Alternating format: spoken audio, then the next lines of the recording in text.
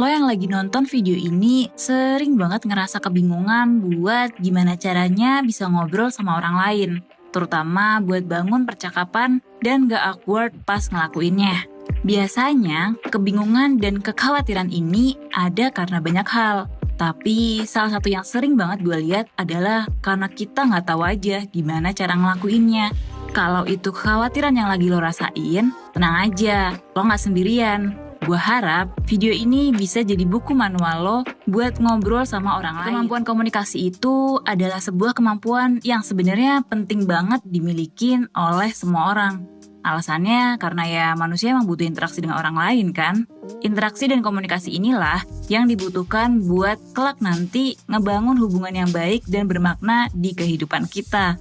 Karena konsep komunikasi dan interaksi ini luas banget, gue mau coba mulai dengan gimana caranya lo bisa ngobrol sama orang lain dulu. Terutama buat gimana caranya bisa mulai dan menjaga percakapan lo buat tetap jalan. Oke, ini ya. Pertama, mulai dengan menyapa. Menyapa itu salah satu permulaan percakapan yang krusial loh. Karena lo bisa pakai kesempatan ini buat memperkenalkan diri lo dan mengizinkan orang yang lo ajak ngobrol buat memperkenalkan diri mereka juga. Kalau udah menyapa, lanjutlah dengan bertanya pertanyaan terbuka yang simple. Misalnya, apa pendapat lo soal acara ini nih? Atau, tadi pelajarannya menurut gue seru sih, kalau menurut lo gimana? Pertanyaan terbuka ini akan ngebawa lo ke tahap berikutnya, yaitu bertukar informasi.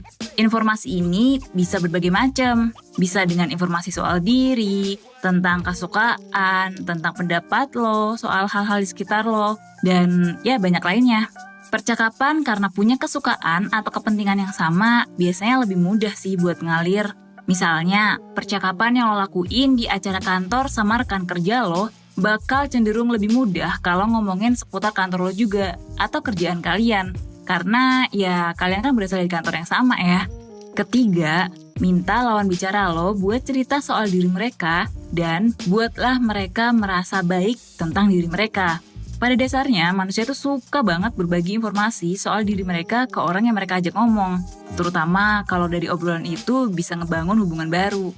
Nah, waktu orang lain lagi cerita soal diri mereka, pastiin ya lo bisa menampilkan keinginan buat mempelajari mereka lebih dalam. Salah satunya dengan memberikan pujian atau ajukan pertanyaan soal diri mereka lebih lanjut. Ya, walaupun keduanya kedengarannya simpel ya, pemberian pujian serta pertanyaan yang membuat mereka bercerita lebih lama, itu bisa ngebuat lawan bicara lo ngerasa baik soal diri mereka. Keempat, jaga kontak mata. Salah satu cara buat bikin orang tahu kalau kita tertarik mendengar ceritanya adalah dengan menjaga kontak mata dengan lawan bicara. Menjaga kontak mata itu juga perlu dilatih loh, biar ya gimana caranya nggak terkesan kalau lo lagi ngeliatin dia, dan hal ini bisa lo pelajari seiring berjalannya waktu. Oke, terakhir nih yang gak kalah penting ya, mendengarkan secara aktif.